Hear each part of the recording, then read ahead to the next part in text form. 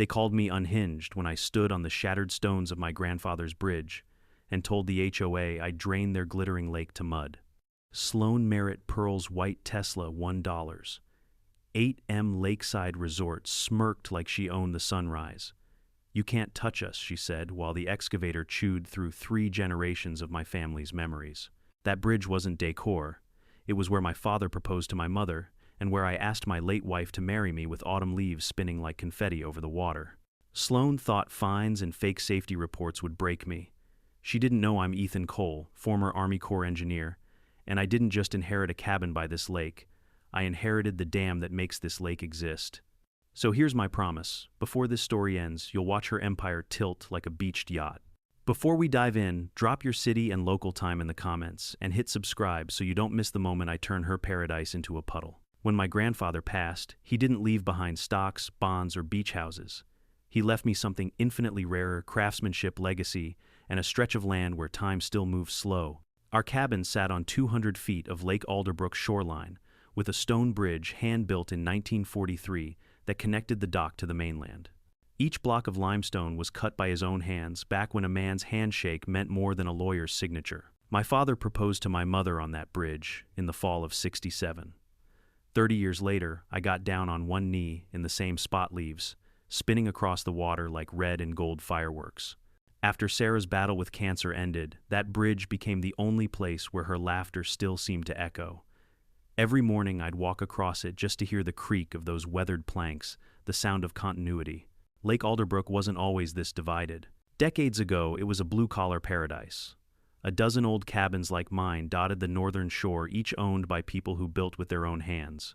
Hank, a Vietnam vet with forearms like oak branches, could fix any motor from a lawnmower to a tugboat. Nora Flynn, a retired English teacher, tended a vegetable garden so big she shared half of it with neighbors. On Saturdays, we'd swap tools and stories, grill catfish, and play cards on the dock until fireflies came out. Then came the developers, and with them, people like Sloane Merritt. She arrived from Connecticut, wrapped in designer linen and entitlement, armed with a law degree and a divorce settlement big enough to fund her personal empire. Her house wasn't a home. It was a monument. A $2 million glass and marble fortress towering over the water, positioned perfectly to remind us that she didn't just move here, she conquered. The HOA, she founded Alderbrook Estates, was supposed to protect community standards. In reality, it was a corporate invasion disguised as civic duty. Her Tesla gleamed brighter than her smile, and her tone dripped with that lethal cocktail of condescension and control. Our first run-in happened at the local supply store. I was buying motor oil and nails when I heard her voice slicing through the air like a champagne cork. "This place desperately needs an aesthetic upgrade," she told poor Betty behind the counter, gesturing at the antique wood paneling that had been there since the 1952. When she turned and spotted me, flannel shirt, calloused hands, boots stained with honest work, her eyes did that up and down, assessment rich people do when they're deciding whether you're a person or a problem.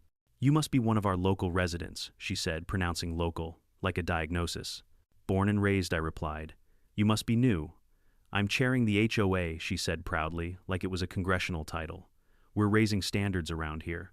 A luxury lake community deserves a cohesive look." "Guess that means no more fish guts or pickup trucks, huh?" I said, smiling. She didn't laugh. 2 weeks later, I got my first notice of violation in the mail, official letterhead, embossed seal and all. It cited my unauthorized structure extending into common waterway, my grandfather's bridge. According to Sloane's beautification committee, it was structurally unsafe and aesthetically discordant with the luxury aesthetic of Alderbrook. In simpler words, too old, too real, too human for her postcard paradise. The notice came with a demand: remove or demolish within 30 days, or face $500 per day in escalating fines. I remember standing on the bridge that evening, sunset bleeding across the lake, fingers tracing the chisel marks in the stone. The bridge wasn't just infrastructure, it was a family heirloom. 3 generations had stood here, carving out their place in the world. And now some over-perfumed lawyer thought a piece of paper could erase that I decided then and there she might own her mansion, but she wasn't going to own me. The next morning I put on my cleanest shirt and drove my old Ford to Sloane's glass palace. She opened the door with a smile that didn't reach her eyes. The smell of designer candles and imported arrogance filled the air. "Mr. Cole," she said sweetly, "I assume you're here to discuss compliance. I'm here to show you something, I said, spreading my grandfather's original 1,943 permits and county survey maps across her marble counter. This bridge predates your HOA by 70 years. It's legal historic and not subject to your rules. Her smile tightened. How quaint. Unfortunately, community standards evolve. We've received multiple complaints about safety and aesthetics. From who your reflection, her jaw twitched, but she kept her tone calm. The community voted. Democracy, Mr. Cole. Isn't it beautiful? She tapped the notice like a gavel. 30 days. After that, we'll handle enforcement ourselves. That's when I noticed something behind her, a massive architectural rendering of her new resort project, the Alderbrook Lakeside Retreat. Planned luxury villas, infinity pools, private docks, all hugging the southern shore. My cabin and bridge sat directly across from her planned signature view. Of course she wanted it gone. My bridge wasn't unsafe. It was in her way. I left her mansion feeling like I'd just been in a boardroom ambush. But if 20 years in the Army Corps of Engineers taught me anything, it's that no structure, not even a bureaucracy, is indestructible. You just have to find the weak point. The next few weeks were a waiting game.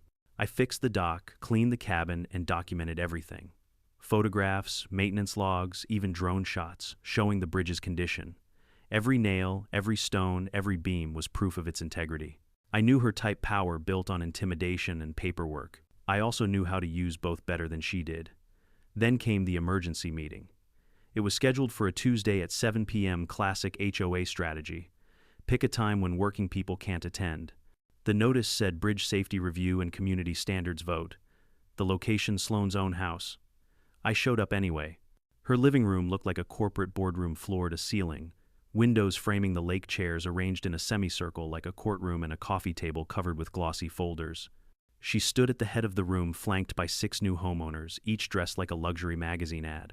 Across from them sat me, Hank, and Nora, the last of the originals. "Thank you for coming," Sloane began, voice dripping honey and venom. "We have serious concerns regarding Mr. Cole's bridge." She opened a folder labeled Structural Safety Assessment. Her expert report came from Merritt Engineering Consultants, LLC, her brother's firm in Connecticut. 3 pages of jargon about potential degradation, aesthetic disharmony, and collapse risk. It even included blurry photos that looked suspiciously edited. I leaned forward. "So, your brother, who lives 1,800 miles away, wrote this without ever stepping foot here." Her smile didn't waver. "He's a professional. Remote assessments are standard practice. Lady, I've reviewed bridge reports in Iraq while artillery shells were landing. I can smell fake data from a mile away." The room went silent. Then, with theatrical patience, she said, "Let's vote. All in favor of removal." 7 manicured hands shot up instantly. All opposed. Just 3 mine, Hank's, Nora's. "The motion passes," she said, tapping her pen like a judge. "Demolition within 30 days. Fines will accrue thereafter." Hank muttered, "You'd think we were at the Nuremberg trials." Nora squeezed my arm. "Don't let her win, Ethan." I didn't answer. My mind was already calculating not anger, but geometry, jurisdiction, authority. If she wanted a war, I'd fight it where she least expected, on paper, in law, and with precision engineering. That night I spread old county records across my table, the smell of cedar and coffee filling the cabin. My father once told me, "Never fight arrogance with anger. Fight it with evidence." So I did. For 3 days straight, I camped at the Granite County Courthouse, flipping through dusty filing cabinets until my fingers were black with ink and history. And buried under decades of forgotten paperwork, I found a 1,943 county survey. The bridge wasn't just family property.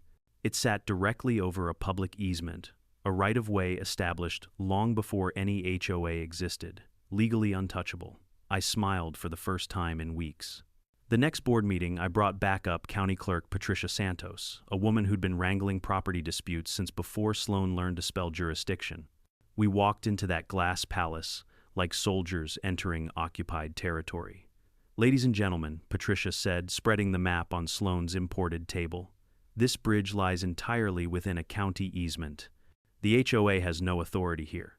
Your vote is null and void." The silence was thick enough to chew. Sloane blinked, trying to recover. "That can't be right. You followed the wrong law," Patricia cut in. "You don't outrank the county, Miss Merritt." Hank grinned. Nora crossed herself.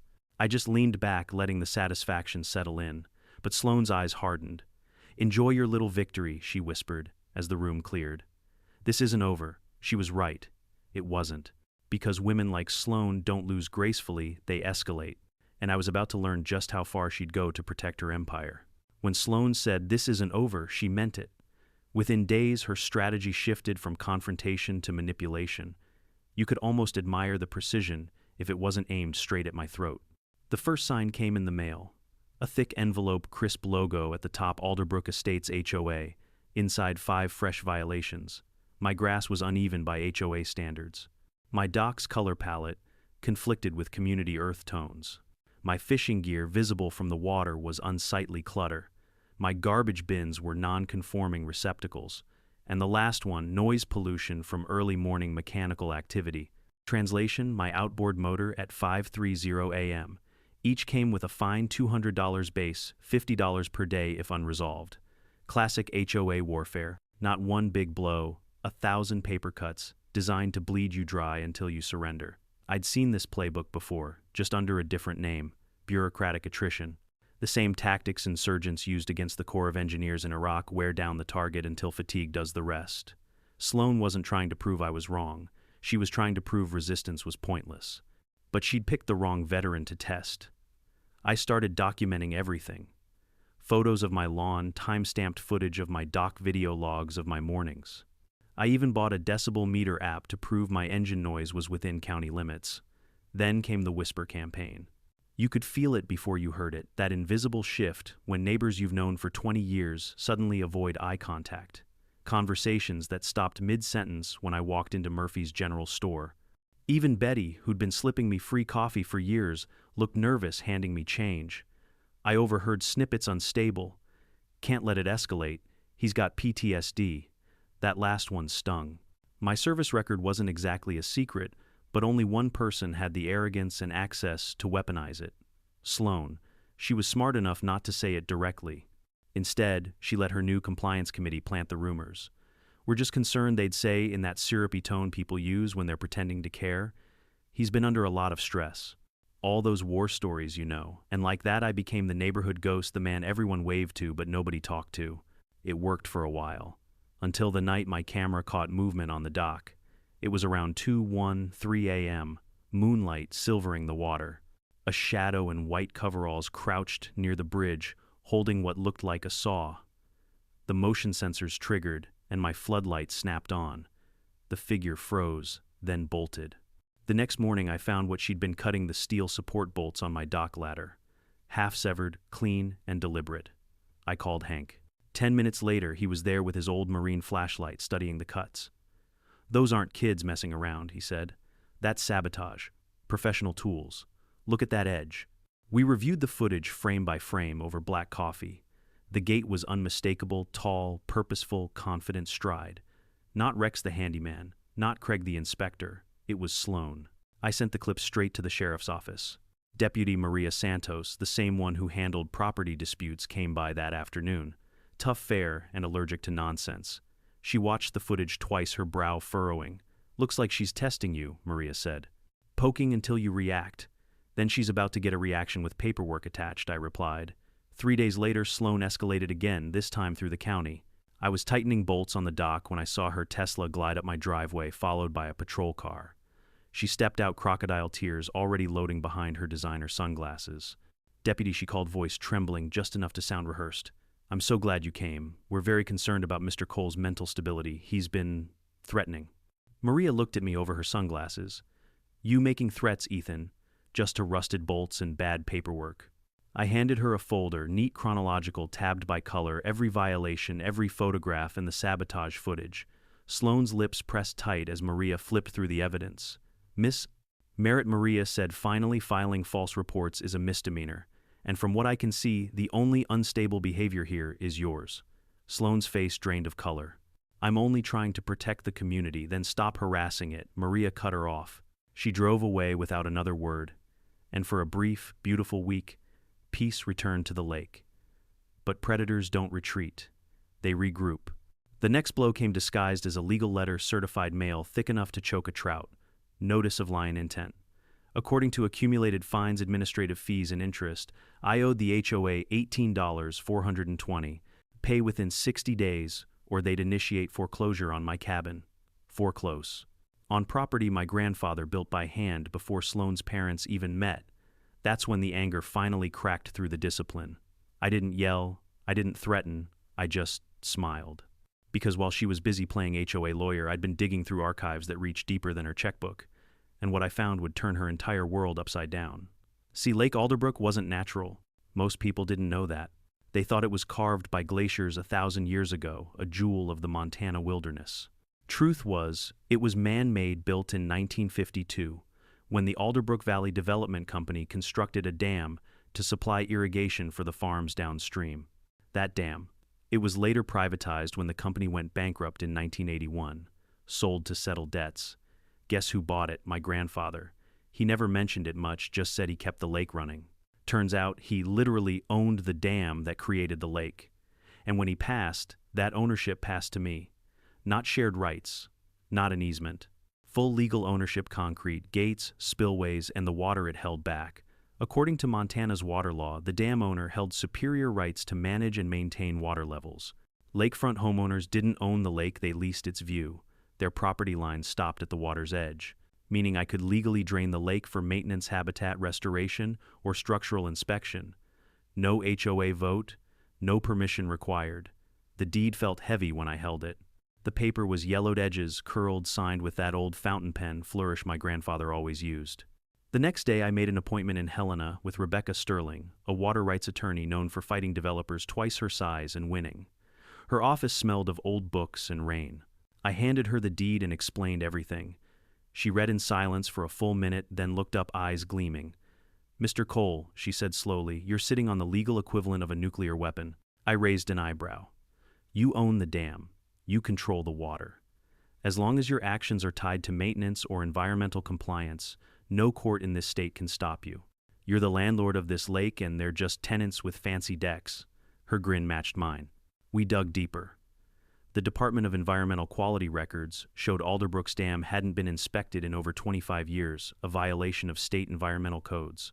The law required a full dewatering inspection every 25 years to ensure structural integrity. The last one, 1,998. That meant the next inspection was 17 years overdue. Rebecca leaned back, tapping the file. "File the paperwork for an overdue environmental inspection. It's your right, actually your duty. They can't legally interfere, even if it drains half the lake," I asked. "Especially if it drains half the lake," she said. "Public safety and environmental protection always trump private aesthetics." I left Helena with a folder of legal forms and a plan forming like thunderclouds. That night, sitting on my porch, I stared across the moonlit lake. Sloane's resort glittered on the opposite shore, half-finished, and overhyped her monument to greed. She'd mocked me for being old-fashioned, called my bridge. An eyesore tried to bury me under fines and lies. But she'd built her empire on borrowed money and stolen ground. And I quite literally held the floodgates. The moral calculus kept me awake for hours. Draining the lake would hurt others too. Hank's Dock, Nora's Garden, even some innocent new homeowners who had no idea what kind of monster they'd elected to lead them. But then I remembered my grandfather's words. You can't reason with people who see history as clutter. This wasn't vengeance anymore. It was restoration of balance, of law, of respect. I looked at the stars shimmering above the water, felt the damp air, and whispered, "You wanted control, Sloane. Let's see how you handle gravity." Because tomorrow I'd start assembling a team, and together we'd prepare to drain her dreams straight into the dirt. When you fight people like Sloane Merritt, you don't win with rage, you win with records. Her entire power came from paperwork, notices, fines, regulations typed in 12-point Times New Roman. So, I decided to fight back, with the same weapon, only older and sharper. The morning after discovering the dam deed, I drove to the Granite County Courthouse with a thermos of coffee and a mission. The clerk at the archive room, an older man named Carl with nicotine fingers, looked up when I entered. "Back again, Cole," he grunted. "Most folks your age are at the diner by now. Most folks my age didn't get threatened with foreclosure by a woman in white linen," I said, sliding the lien letter across the counter. He squinted at it. "Ah, HOA again. You know I've seen this before. They bluff big, but the county always trumps them if you've got proof. Then let's dig." We spent hours in that dust-choked basement, flipping through yellowed maps and blueprints. Somewhere between 1,940 and 1,950, the air started tasting like victory. There it was, a county engineering map stamped public right-of-way, Permanent easement bridge access 1943. My grandfather's signature curved at the bottom, neat and proud. Carl whistled. Well, hell, that bridge isn't private property. It's a public crossing. HOA's got less jurisdiction over it than they do over the moon. I took photos, requested certified copies, and had them notarized before noon. By the time I left, my evidence binder was heavier than a rifle case. But I wasn't done. If Sloane wanted to play court games, I'd make sure every rulebook she hid behind became my ammunition. I went home, drafted a formal notice of intent to appeal HOA. Enforcement attached the certified easement and copied both the county attorney and the Department of Environmental Quality. That night, under the cabin's single yellow lamp, I assembled my war table, old bridge, blueprints, maps, legal forms, and one shining silver object, my grandfather's brass survey compass. He used to say a man's direction comes from what he stands for. I knew exactly where I stood. 3 days later, the HOA called an urgent emergency session. It was supposed to be about community liability issues. Everyone knew it was about me. Sloane's mansion looked like something out of a luxury magazine. White marble steps, glass walls, chandeliers so big it could land a helicopter. I walked in carrying my binder like a briefcase bomb. She greeted me with her usual calculated politeness. Mr. Cole, thank you for attending. We've been reviewing the situation regarding your bridge. My bridge, I corrected. Her smile was thin enough to slice butter. That's precisely the issue. Your so-called bridge extends into common waterway space, creating a public safety hazard. That's interesting, I said, opening my binder. Because according to the Granite County easement record, that space was designated as a public right-of-way in 1943, which means the HOA has no jurisdiction whatsoever. Your vote to demolish it is legally void. The room murmured. Even her loyalists looked uneasy. Sloane kept her composure, but I saw the flicker, that split-second panic behind the practiced mask. Those documents are outdated. This is a modern community. Things change. I leaned forward, voice low and calm. Laws don't. Not the ones that matter. Then I dropped the final piece, the dam deed. This lake exists because my grandfather built and owned the Alderbrook Dam. And that ownership transferred to me. The HOA doesn't control this water, I do. Which means the structure you're calling unsafe sits on land you don't even govern. You could have heard a pin drop. One of the newer residents, a nervous accountant type, raised his hand. Wait, if he owns the dam, does that mean he could lower the lake? I smiled. If necessary, yes. For maintenance, safety, or environmental compliance. That sentence landed like thunder.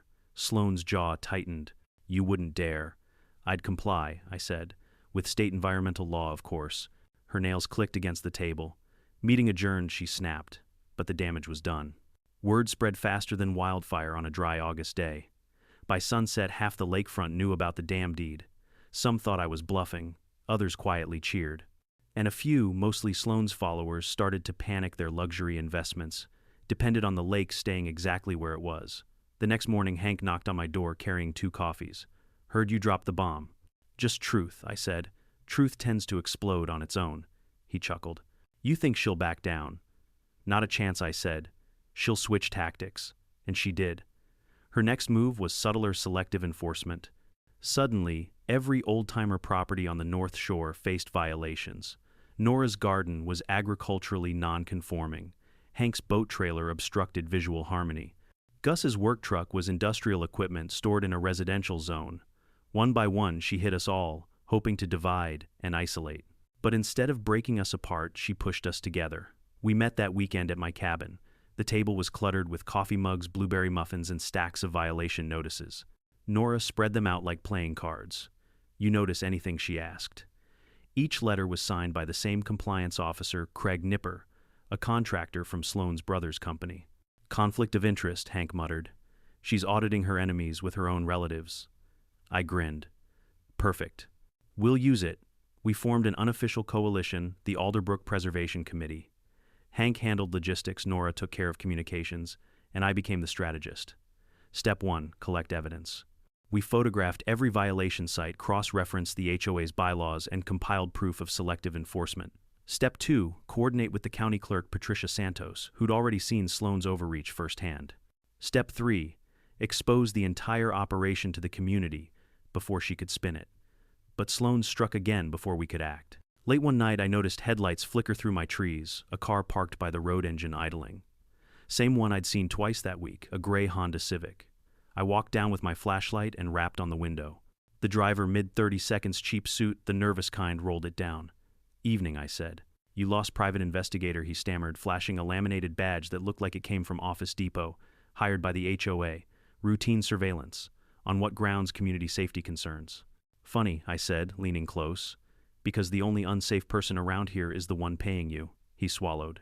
"Just doing my job." "Good," I said. "Then you won't mind when I report you for trespassing on county easement." The next morning he was gone. But his presence confirmed something bigger. Sloane was desperate. She'd moved from manipulation to intimidation. That afternoon, I visited the county sheriff's office with Maria Santos again, this time armed with my own report, complete with photos of the car timestamps and witness statements from Hank. Maria listened quietly, then said, "She's losing control. When people like that get cornered, they make mistakes. Big ones." She was right. 1 week later, I woke to the sound of shouting outside. Hank was on my dock holding something jagged in his hands. One of the bridge's stone balusters cracked clean in half. "Looks like someone came back," he said grimly. The security footage confirmed it, 2 masked figures in the middle of the night cutting through the bridge, railing with tools. The timestamp 2:11 a.m. Same pattern as before. This time I didn't wait. I sent the footage straight to the sheriff and the local news outlet. By evening, the county was buzzing. The broadcast ran a short clip under the headline, "Veterans Historic Bridge Targeted Amid HOA Dispute." Sloane's attempt at control had just gone public. And in her arrogance, she'd failed to notice what was already in motion, the environmental paperwork. Rebecca and I had quietly filed 2 weeks earlier, requesting official inspection and partial drainage for overdue dam maintenance. The Department of Environmental Quality had already approved it. Sloane thought she was tightening her grip. In reality, she'd just ensured everyone in the county would be watching when I made my next move. Because once those inspection notices hit public record, she couldn't stop me. The dam's floodgates weren't just mechanical anymore, they were legal, and I was about to open both. You can tell when someone like Sloane Merritt stops trying to win fairly, she starts trying to make you miserable. Her war shifted from law to life. Every sunrise brought a new little punishment, dressed in paperwork and pettiness. The first salvo was the noise violation. I was fixing my boat at 5:30 a.m., same routine I'd kept for 15 years. Next morning, excessive mechanical disturbance, $200 fine.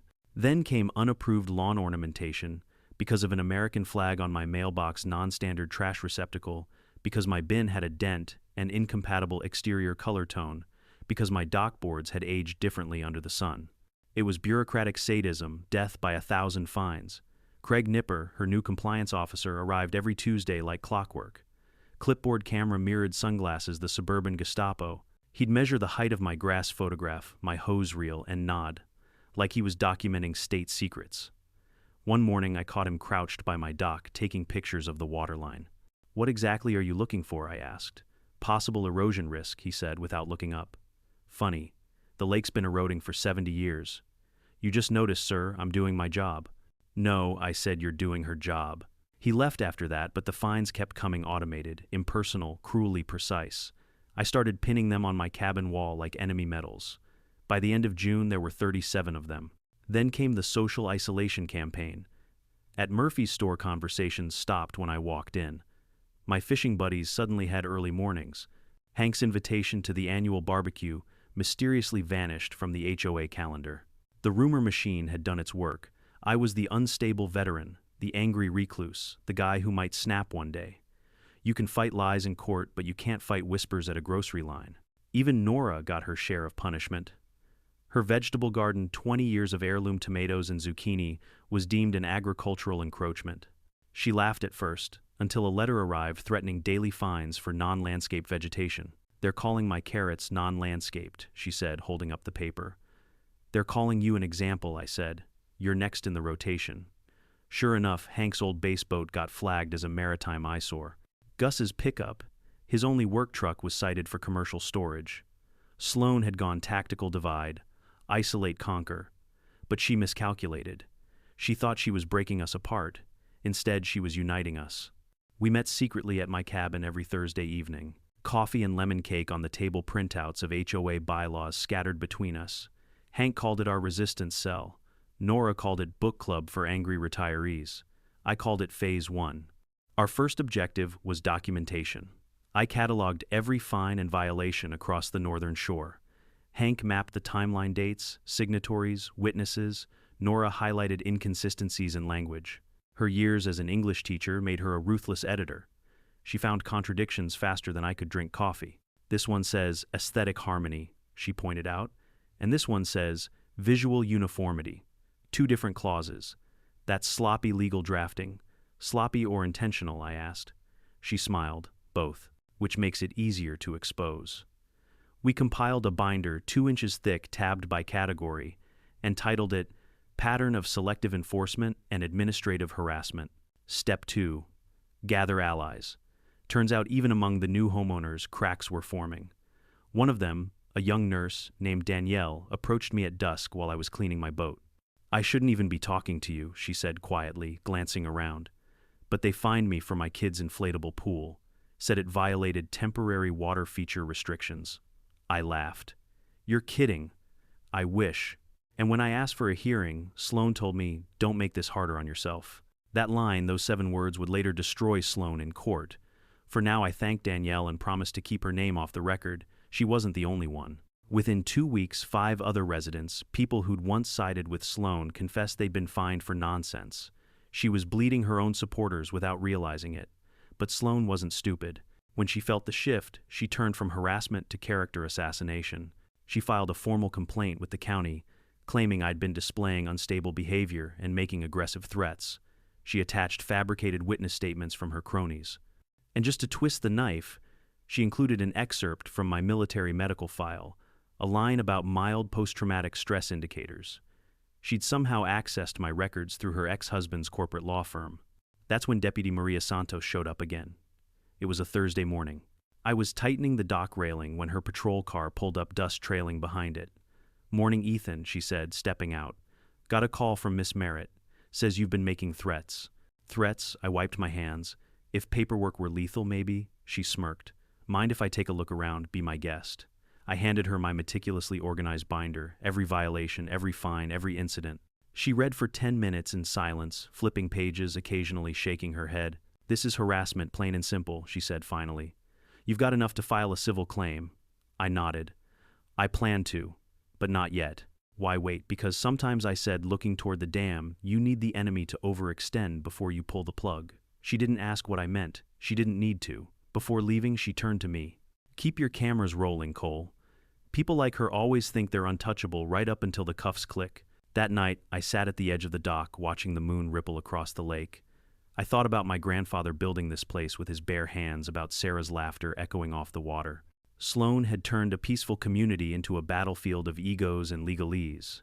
But she'd made one fatal assumption, that intimidation worked on a man who'd spent years defusing bombs and rebuilding bridges under fire.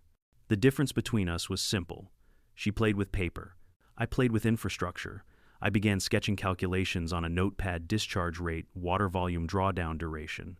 The dam's secondary spillway could lower the lake by 10 feet in 24 hours. Enough to expose half the resort's exclusive waterfront. It wasn't revenge. It was maintenance, long, overdue, legally justified, environmentally sound. By sunrise, I had a plan and a list of names. Step 1, assemble a team. Step 2, secure the permits. Step 3, let gravity do the rest. The next week, Sloane made her biggest mistake yet.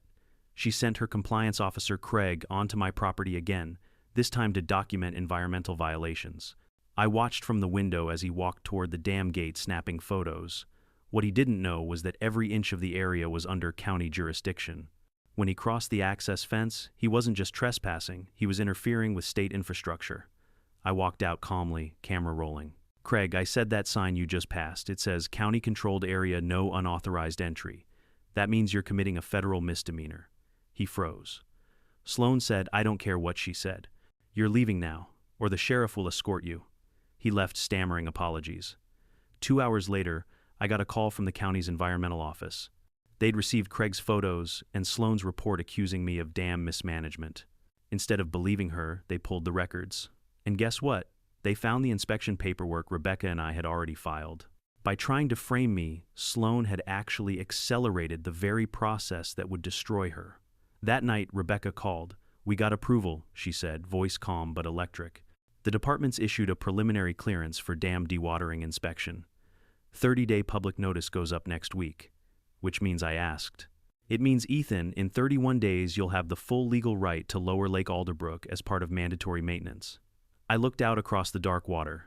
Sloane's half-built resort shimmered in the distance lights, reflecting off the surface that wouldn't be there much longer. Let's give her the full 30, I said. Let her hang her own banners first. Memorial Day weekend, then, Rebecca asked. Perfect, I said, the day everyone's watching. The next morning I pinned the official state notice to the community bulletin board, Notice of Environmental Compliance, scheduled dam inspection and maintenance pursuant to Montana Environmental Code, Section 17520. The Alderbrook Dam will undergo mandatory structural inspection requiring partial lake drainage beginning May 27. By noon the lake was buzzing.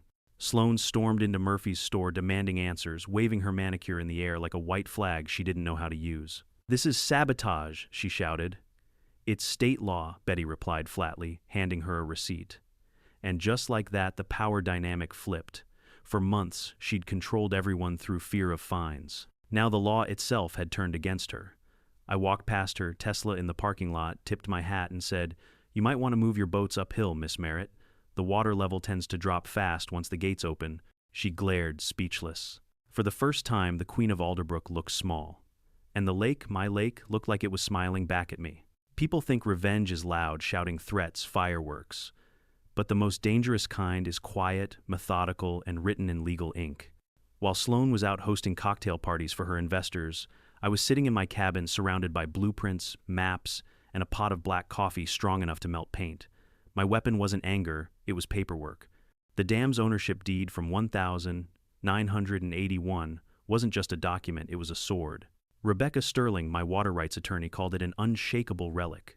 According to Montana law, whoever owns a dam owns the right to manage the water it holds. That includes maintenance discharge and temporary dewatering for inspection. The lake wasn't a gift from nature. It was an engineered basin, and I was the engineer in charge. Rebecca and I met again that week in her Helena office. She sat behind a walnut desk stacked with law books that looked older than both of us.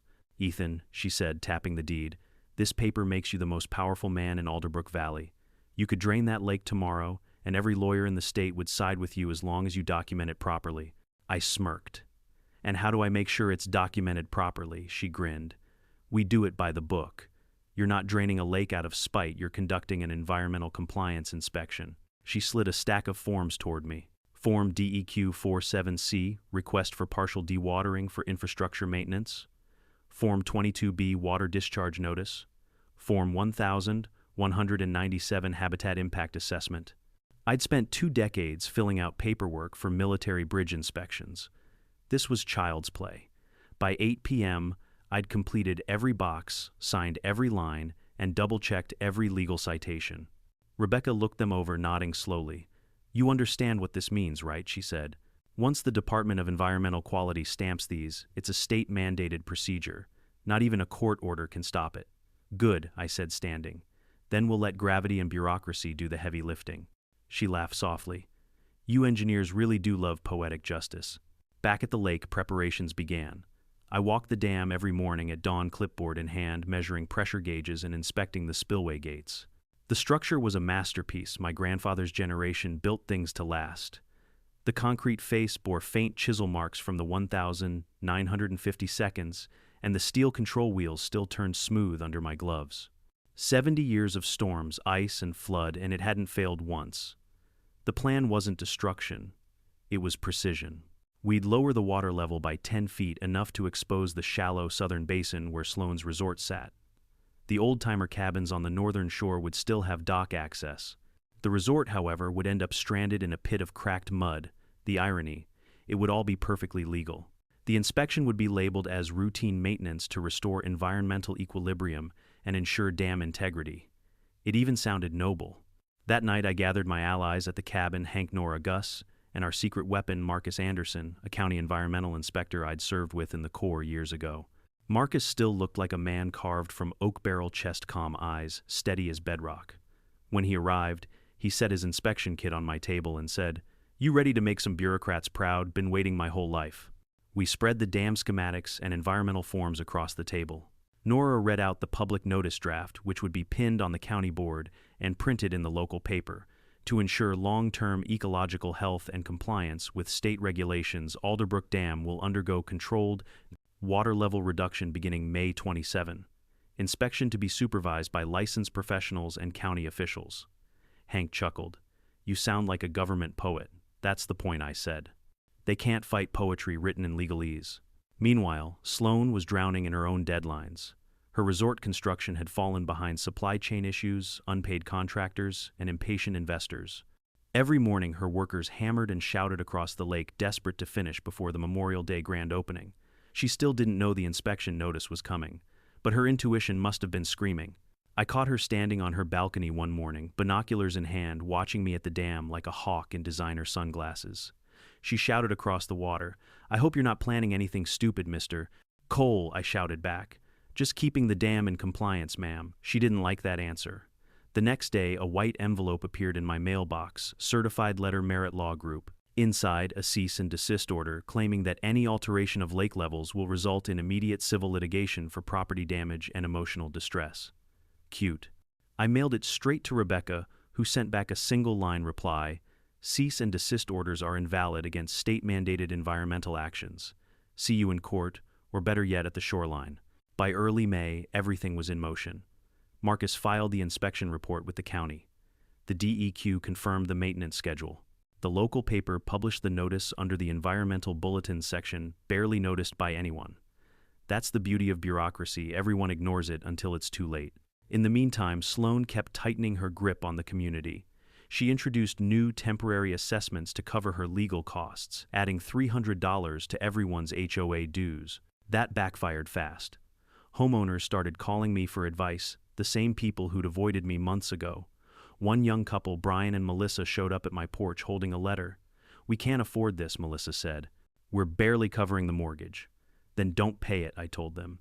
"It's illegal without a majority vote. Let her dig her own grave." They looked relieved and scared. I understood. Sloane's empire was built on fear of fines, of ostracism, of losing the community. But fear only works until people find someone who's not afraid. That was me. 3 weeks before the scheduled drainage, Sloane made her boldest move yet. At 2 a.m, motion sensors triggered on my property again. I checked the cameras, 3 figures at the dam cutting through the chain-link gate. I called Hank, who lived a half-mile away. Within 5 minutes, he was there, flashlight and shotgun in hand. We crept closer, staying low. Sparks danced in the dark as one man used a cutting torch on the spillway control lock. I stepped forward, flashlight blazing. Step away from the wheel, the men froze. One turned, it was Rex Hardwick, a local contractor who worked under Sloane's payroll. "Ethan, man, this isn't what it looks like. It looks like criminal sabotage of county infrastructure," I said calmly. Hank raised his phone. "Smile for the sheriff, fellas. You're live on camera." They ran. Didn't get far. Marcus and 2 deputies caught them a mile down the road. Rex cracked faster than wet concrete, confessing Sloane had paid him $10,000 to temporarily disable the spillway, so I couldn't open it. That was her fatal mistake. Now the sheriff had proof of criminal intent. Sloane was charged with conspiracy to damage public infrastructure, a federal offense. She made bail, of course, but her reputation took a hit she couldn't buy her way out of. By the next morning, her investors were calling. Contractors stopped showing up. Half the workers quit. The resort project froze overnight, scaffolding hanging like skeleton ribs over the empty terraces. But the real storm hadn't even started. Rebecca called me the next afternoon. "The state just approved final clearance," she said. "The inspection is officially scheduled for Memorial Day weekend. You're greenlit to begin drainage at 8 a.m. I exhaled slowly, staring across the still water. Sunlight glittered off the surface like a sheet of glass. "Perfect timing," I said. Her grand opening was the same day. Rebecca laughed. "That's poetic." "Poetic justice," I corrected. The last week, before the drainage felt like calm before battle, Sloane went on damage control, claiming on social media that I was a dangerous extremist endangering the community. She even hired a PR firm to spread fear about ecological disaster. It didn't work. The DEQ publicly confirmed the inspection as state-mandated. Local environmental groups supported it, citing overdue maintenance and fish habitat benefits.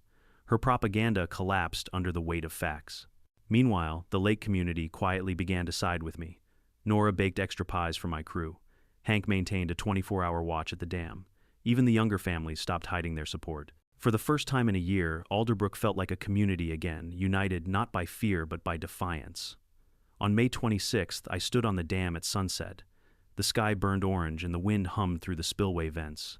I could almost hear my grandfather's voice in it. Never let them take what you built, Ethan. Some things you defend not with anger but with purpose. Tomorrow morning I'd open the gates.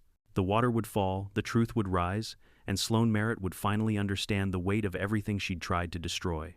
Because when you play God with other people's lives, you forget one thing: sometimes someone else owns the flood. Preparation is what separates chaos from victory.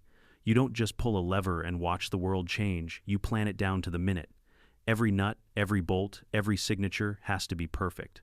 Because when the floodgates open, literally and legally, you can't take it back. That's what the next 2 weeks became Operation Precision. My cabin turned into a war room. The kitchen table was buried under maps, inspection schedules, and camera equipment. The walls were plastered with whiteboards full of calculations: discharge rate, cubic feet per second, projected drop in lake elevation, sediment exposure zones. Hank handled security motion sensors, perimeter lights, even a set of trail cameras hidden in birdhouses.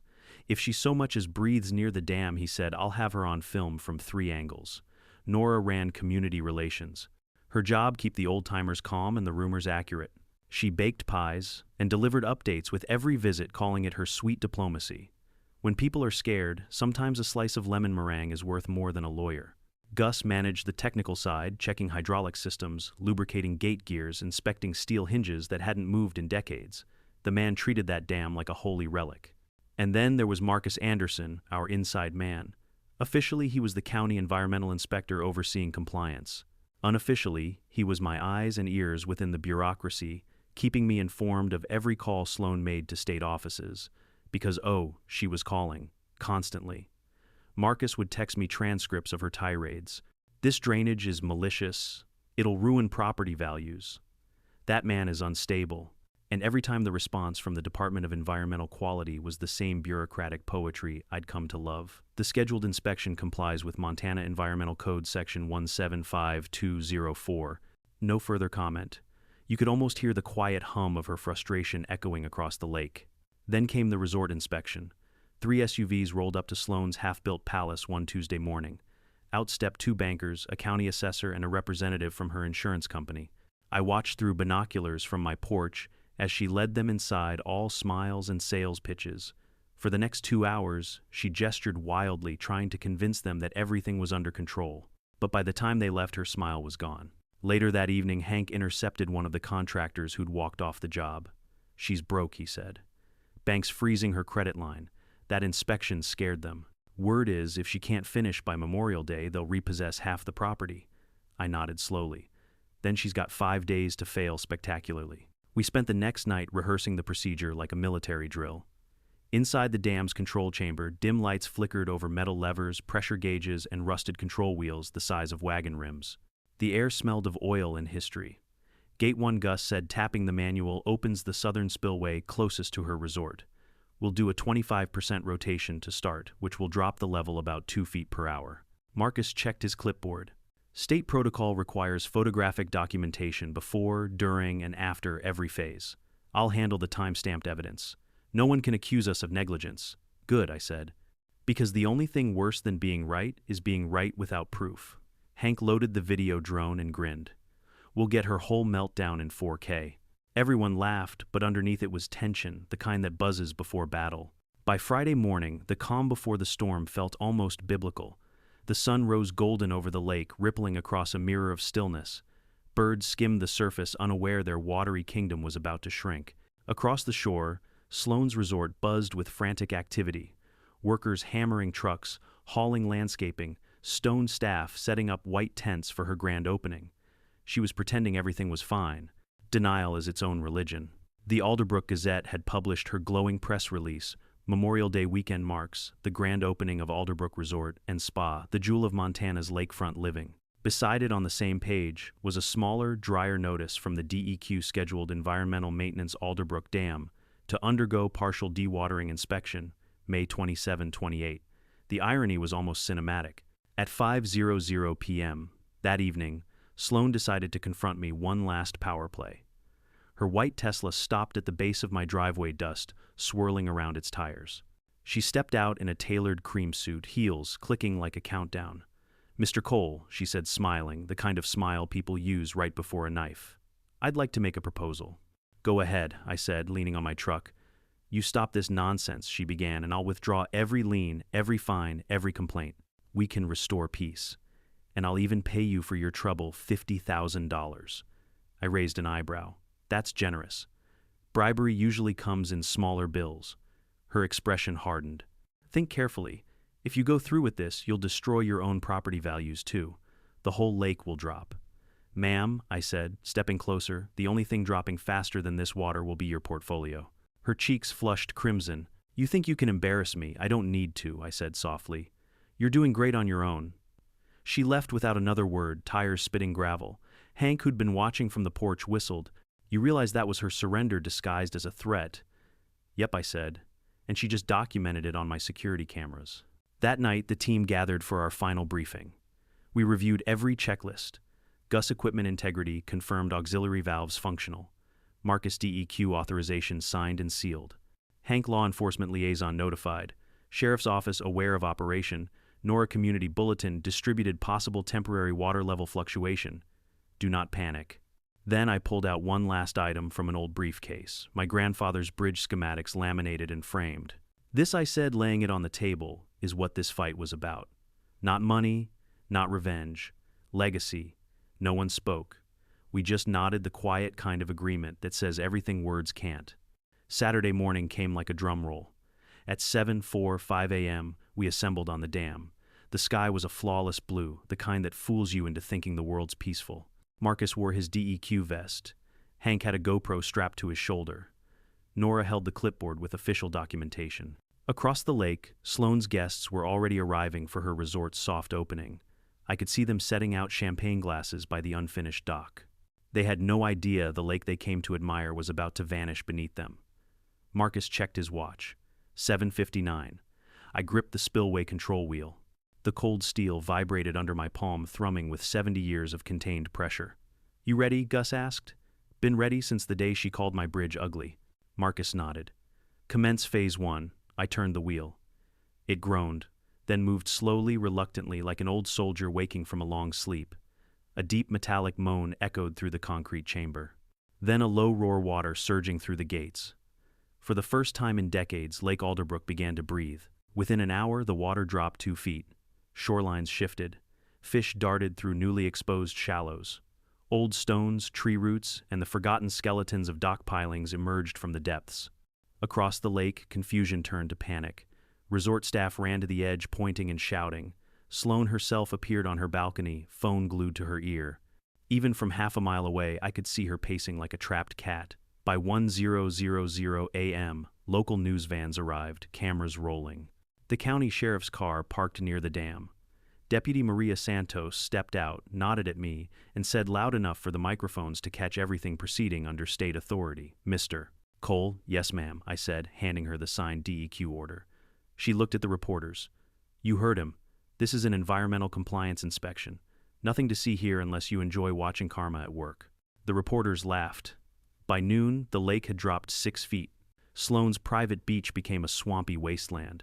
Her floating dock sat crooked boats stranded on mud. The grand opening banners flapped uselessly in the wind. One of the investors shouted something at her. She threw her phone into the water that was quickly disappearing. I'd expected to feel triumphant, but instead I felt peaceful. This wasn't destruction, it was correction. The lake was returning to its natural state, and with it, so was the balance of power. Marcus took final readings, signing off the inspection report. Level stable, operation complete.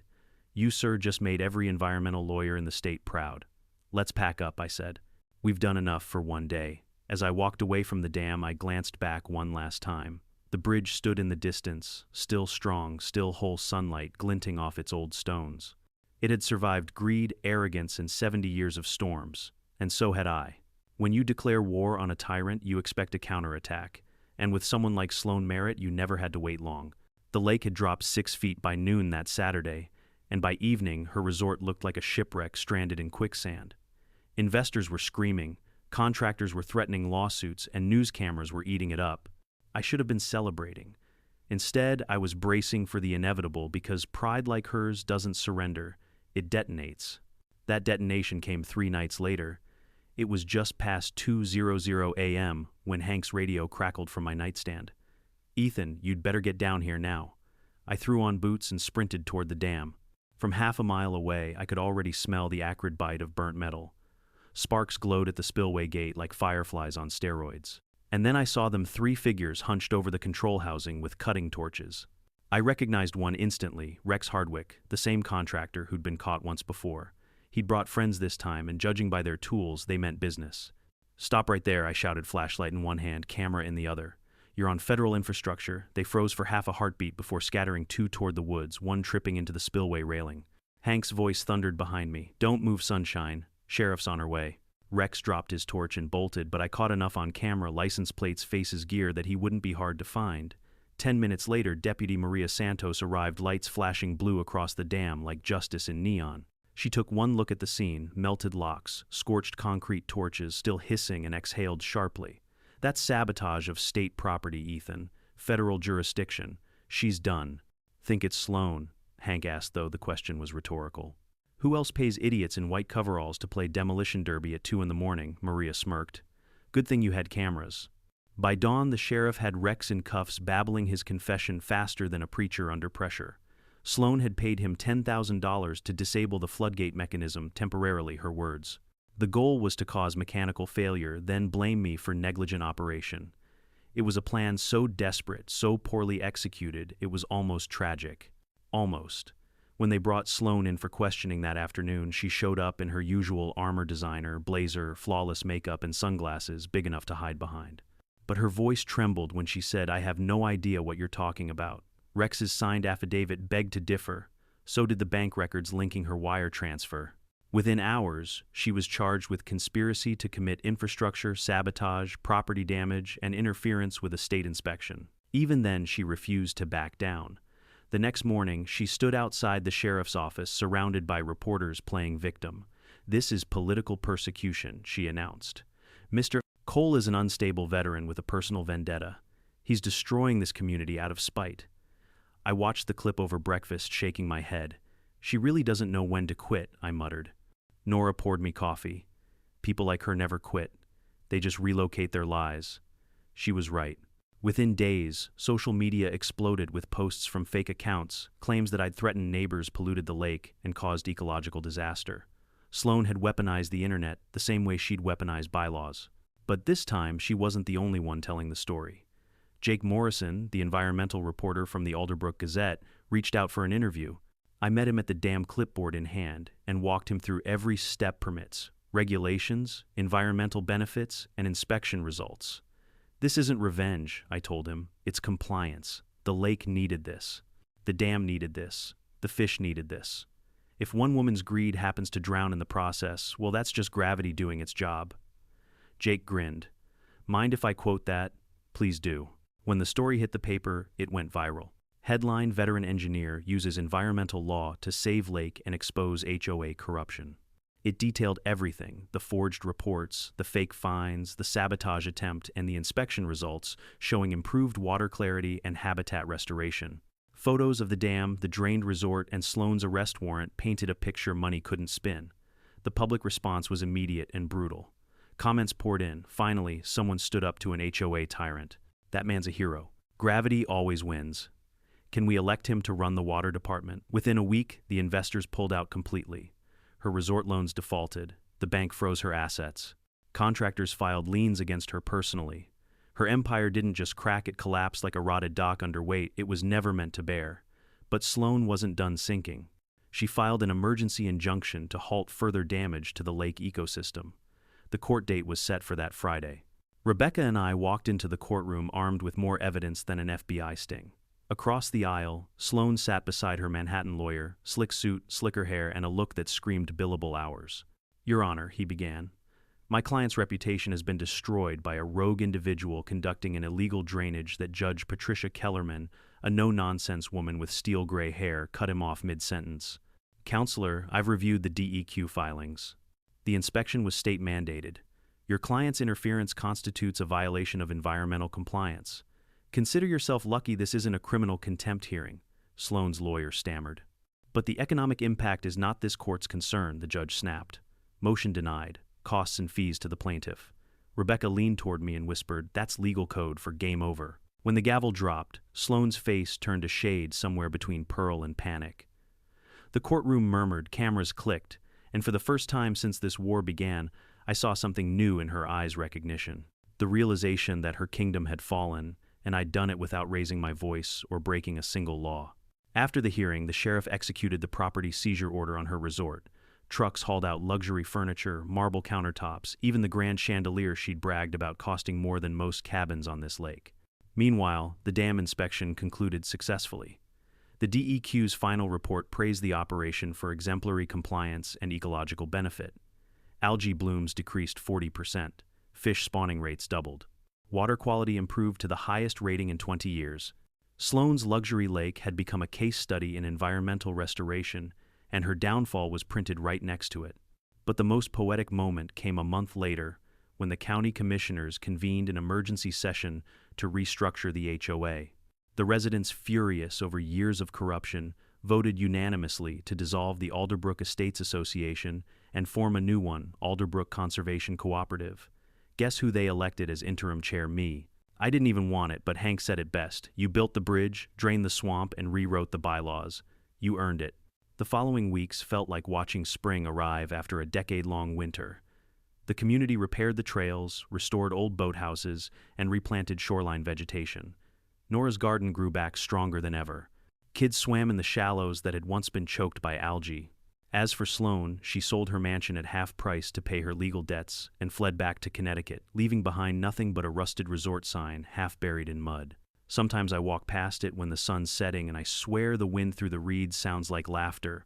My grandfather's, Sarah's, maybe even the lake's itself. See, revenge wasn't the point. Balance was. The water eventually rose again, slow and steady, refilling what had been lost. But it came back cleaner, clearer, alive, and so did I. One evening, as the new lake surface shimmered gold beneath the bridge, Hank joined me with 2 cold beers. "You ever think you went too far?" he asked. I smiled. "No, I think I went just far enough to teach gravity a little respect." He laughed. "Well, here's to gravity." We clinked bottles, and the sound echoed across the calm water, steady, final, and earned. Because in the end, I didn't just drain a lake. I drained the poison from a community. I proved that laws, when wielded right, can be more powerful than any gun or gavel. And when the water ripples beneath my grandfather's bridge, I like to think it's whispering the same lesson back to me. You can't drown truth. It always finds its level. 6 months after that courtroom victory, Lake Alderbrook no longer looked like a battleground. The mud had healed into meadow, the scars of drained earth now covered with reeds, cattails, and the silver shimmer of clean water. The lake had returned to its natural depth, steady, pure, and alive again. You'd never know it had once been the epicenter of one woman's obsession. But I knew. Every ripple, every reflection on that water still whispered the story of how arrogance sank and truth stayed afloat. Autumn settled gently over the valley, the kind of crisp that smells like pine smoke and redemption. The leaves turned gold, and the mornings came misty and soft. I'd wake up before dawn, pour black coffee into my thermos, and cross the bridge my grandfather built with his own calloused hands. Each plank still creaked the same way it had 70 years ago, but now the sound wasn't grief, it was continuity. The echo of everything worth preserving. Life around the lake had changed too. People no longer whispered or avoided one another at the grocery store. Instead, they waved shared gossip, borrowed tools, and actually talked again. The Alderbrook Conservation Cooperative had replaced the old HOA, and instead of finding neighbors for unapproved paint colors, they held community picnics and litter cleanups. Hank was in charge of safety, Nora ran the new community newsletter, and Gus organized Bridge Maintenance Day, which was really just an excuse to drink beer while repainting the guardrails. And me, I'd somehow become the local lake expert. Reporters called for interviews. County officials asked for my advice on water management, and even the state invited me to give a presentation at a conservation conference in Helena. "You turned revenge into restoration," one environmental lawyer told me. That's rare. But what he didn't understand was that the restoration wasn't just environmental, it was personal. After Sarah died, that bridge had been my shrine, the only place I could still feel her presence. Losing it to Sloane's bulldozers nearly broke me. Rebuilding it wasn't just about defiance. It was about learning how to live again. And somehow, through all the battles, paperwork, and floods, I'd found that peace she'd wanted for me. One evening, in early November, I stood on the bridge at sunset with Janet Murphy, Eleanor's sister. She'd moved up from Bozeman after retiring from the school district, and she had the same calm presence as her sister, the kind that makes silence feel like a conversation. "It's beautiful," she said softly, watching the reflection of orange sky on the water. "Hard to believe this was all a crater half a year ago. Nature forgives faster than people," I said. She smiled. "Only when someone gives it a chance." We stood there for a while, the wind cold but gentle, the smell of cedar rising from the shore. The lake lapped softly against the rocks below us, and I could almost hear Sarah's voice whispering, "You did it, Ethan. You brought it back." That night I wrote her name again on the underside of the bridge railing, right next to my father's and grandfather's 3 generations of coal men and one woman who tied it all together. And now I added a 4th Janet. Maybe it was time to start a new chapter. The next morning, Marcus Anderson stopped by with a manila envelope. "You'll want to see this," he said, setting it on my table. Inside was a printed letter from the Montana Department of Environmental Quality. Lake Alderbrook Dewatering Inspection Report, Final Evaluation. I skimmed through the summary. Post-maintenance analysis shows a 48% improvement in water clarity, 33% reduction in surface algae, and significant habitat restoration. "The operation is hereby recognized as a model for responsible dam stewardship," Marcus grinned. "They're using your project as a training case for new inspectors. You're a legend in Helena, buddy," I laughed. "Guess I should start charging consulting fees." "You joke," he said, "but they're serious. They want you to teach a workshop next spring." "About what?" "About how to fight bureaucracy with bureaucracy." That line made me laugh harder than I had in years. Meanwhile, Sloane Merritt's empire continued to crumble in the most poetic ways. Her resort site, repossessed by the bank, sat half-finished and abandoned its skeletal structures, weathering under rain and wind. Locals nicknamed it the Ghost Spa. Teens dared each other to sneak in at night, though no one ever stayed long. The place reeked of mold, marble dust, and bad karma. According to the paper, Sloane had moved back to Connecticut, where she was working for a small real estate firm under her maiden name. Word was she was banned from managing HOA developments in 3 states. The last public thing she said, recorded outside the courthouse, was, "You can't build an empire on sentiment." She was right about that. You build it on foundation, and hers was nothing but ego and concrete dust. But karma wasn't done with her. 2 months later, I got a letter from her former lawyer, a man named Halden Pierce. It was short, professional, almost embarrassed. "Mr. Cole, for closure, you should know, miss. Merritt's investors filed a civil fraud suit against her totaling $5.2 million. Given her bankruptcy filing, she's unlikely to recover. In a strange way, your intervention spared them from deeper losses. They asked me to convey their thanks." I didn't reply. Some letters are better left unanswered. The community, however, was thriving. With the old HOA dissolved, we used its leftover funds, frozen and later released after the fraud case, to build the Alderbrook Environmental Learning Center. Kids from local schools came on field trips to learn about dam ecology, fish habitats, and environmental engineering. One afternoon, a group of 6th graders asked me to explain how the dam worked. "So, Mr. Cole, one kid asked you control the whole lake." "Not control," I corrected. "I manage it." "The difference is, control is about power. Management is about balance." A little girl raised her hand. "Is that why you drained it? To fix the balance?" I smiled. "Exactly. Sometimes when something gets too full of the wrong things, greed, pollution, pride, you have to let it empty before it can be healthy again." They nodded like I'd said something wise, but really I was just describing myself. Later that month, the cooperative organized the first annual Lake Restoration Festival. What started as a small community event turned into a county-wide celebration. Local vendors lined the shore selling food, kids raced kayaks, and a folk band played near the bridge. When the sun dipped below the horizon, we lit floating lanterns, each one dedicated to a person or memory we wanted to honor. Mine carried 2 names, Sarah and Grandpa Joe. As the lantern drifted away, Janet slipped her hand into mine. I didn't pull away. She looked up at me with that quiet, understanding smile. "They'd be proud of you, you know." I nodded. "Maybe. But I think they'd be prouder of this." I gestured to the crowd of neighbors laughing together. No fines, no fear, just community. This is what the bridge was always, for connection. By winter, the lake froze into a perfect sheet of glass. Kids skated on it, couples walked across it, and every Sunday morning you could hear laughter echoing across the valley. For the first time in decades, Alderbrook wasn't divided by class, money, or ego. It was united by shared ownership of something bigger than any one person. On Christmas Eve, I stood on the dam again, lantern in one hand, thermos in the other. The night was clear, stars sharp against the cold sky. The frozen surface of the lake shimmered under moonlight, and for a moment everything felt perfectly still. Hank joined me wearing his ridiculous reindeer hat. "So, boss," he said, "you gonna tell me what you're doing up here all alone on Christmas?" "Not alone," I said, gesturing at the bridge. "Just keeping watch." He chuckled.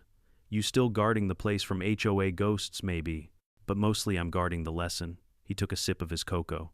"Which is that nothing built on greed ever lasts, and that sometimes draining the lake isn't destruction, it's renewal." He nodded slowly, then raised his mug. To renewal, I raised mine.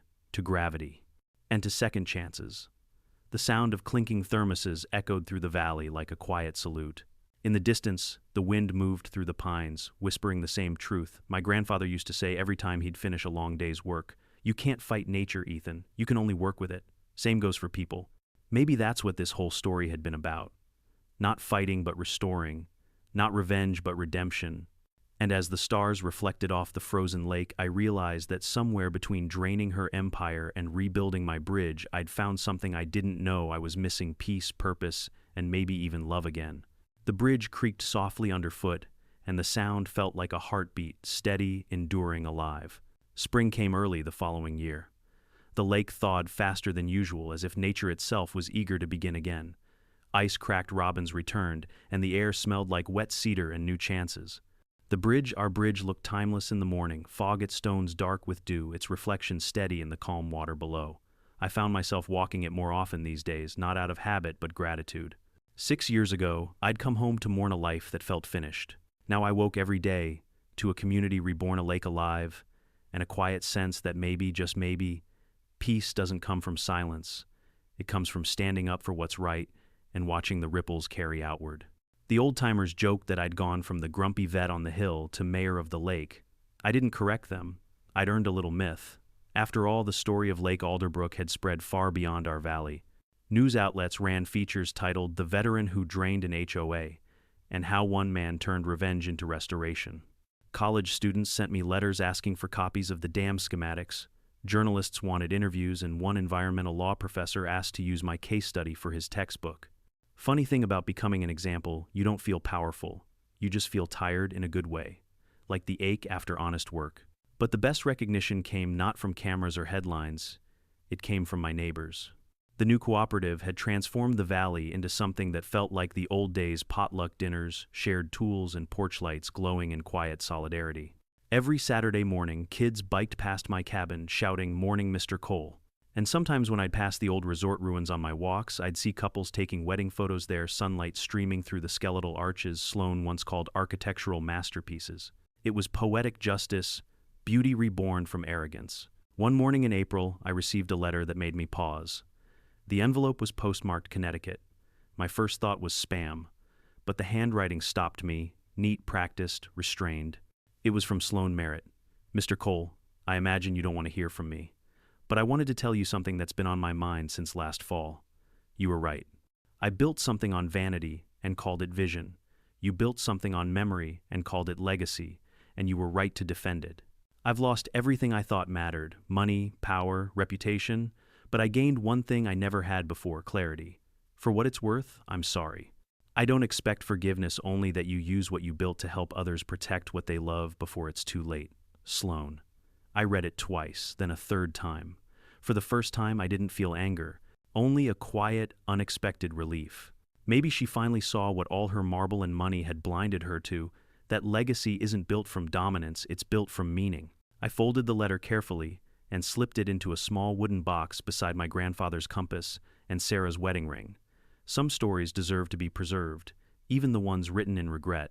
Later that month, I gave a guest lecture at Montana State University. The room was packed with environmental science students, lawyers, and engineers. I stood at the podium, dam schematics projected behind me, and started with the line I'd said to Jake Morrison months before. "This isn't a story about revenge, it's a story about stewardship." I told them everything: the bridge, the forged assessments, the harassment, the midnight sabotage, the court battle, and finally the decision to use law and gravity instead of violence. The audience was silent, hanging on every word. When I finished, a young woman in the front row raised her hand. "Mr. Cole," she said, "if you could go back, would you still drain the lake?" I smiled. "Yes, but not out of anger, out of respect. Because when people abuse power, the only way to remind them what's real is to let nature do the talking." She nodded slowly. "You make it sound simple." "It wasn't," I said. "But truth never is. It just lasts longer." Afterward, the department chair shook my hand. "You know, we could use people like you on the state advisory board." "Ever think about politics?" I laughed so hard I nearly spilled my coffee. I just spent a year fighting an HOA professor. I think I've had my fill of politics. Back home, life fell into rhythm again. Mornings at the bridge, afternoons fixing boats, evenings on the porch with Janet, who had officially moved in that spring. The first time she unpacked her books onto my shelves, I realized the cabin didn't feel like a museum anymore. It felt alive. One afternoon, as we sat on the porch watching kids fish off the dock, Janet asked, "Do you ever miss the old days?" Before all of this happened, I thought for a moment. No. The old days had comfort, but not purpose. This fight gave me both loss and meaning. I think I needed both to understand what legacy really means. She smiled. "You sound like Sarah when you say things like that."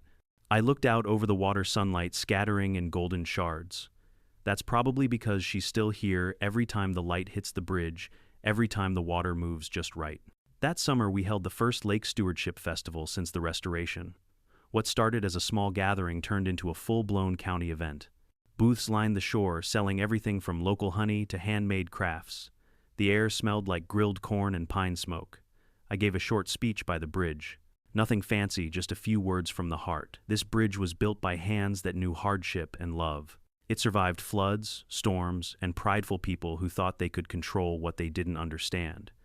But it's still here because some things are worth defending. And the people who defend them, they're the real architects of legacy. The crowd applauded. I saw faces glowing in the sunset: Walt Nora, Gus Marcus, even kids who'd grown up hearing the story like a legend. It felt like standing inside the living memory of the place itself. When the fireworks began, Janet leaned against my shoulder and whispered, "So what comes next for the man who drained a lake?" I chuckled. Maybe I finally build something new, something that lasts longer than water levels. By autumn, the new Thornfield Environmental Education Center was complete, funded by grants and community donations. We turned the old resort ruins into classrooms and labs where students studied dam design, environmental policy, and water law. The irony was perfect. Sloane's monument to greed had become a sanctuary for learning. Every week I'd visit to give tours. My favorite part was showing the students the control room, the same one where I'd once stood with my hand on the wheel ready to change everything. This, I'd tell them, is what responsibility looks like. It's heavy, it's loud, and it doesn't always make friends. But it keeps the world running. Now, as I write this, it's late evening again. The lake outside my window is calm, glowing silver under the full moon. Somewhere out there, the bridge stands quiet, carrying both footsteps and memory. I think about all that's happened: the arrogance, the destruction, the victory, the healing, and I realize the real battle was never about the HOA or even Sloane. It was about remembering who we are when power tries to rewrite the truth. If there's one thing I've learned, it's this: you don't have to shout to fight back. You don't need revenge to win. Sometimes all it takes is patience proof and the courage to turn the wheel when everyone else says you can't. Water finds its level. Justice does too. And as the mist rises over Lake Alderbrook, I know the cycle is complete. My grandfather built the bridge, I rebuilt the dam, and someday when I'm gone, someone else will walk this same path and feel what I feel now: peace earned through persistence. So if you're watching this, if you've ever been pushed, cheated, or silenced by people who think their money makes them untouchable, remember my story. Stand your ground. Know your rights. Learn the rules better than the ones who wrote them. Because in the end, it's not the storm or the flood that defines you. It's what you choose to rebuild after the water's gone. Drop a comment and tell me, what's your bridge worth fighting for? And if this story reminds you that justice can still flow in the right direction, hit that subscribe button. Because trust me, gravity always wins.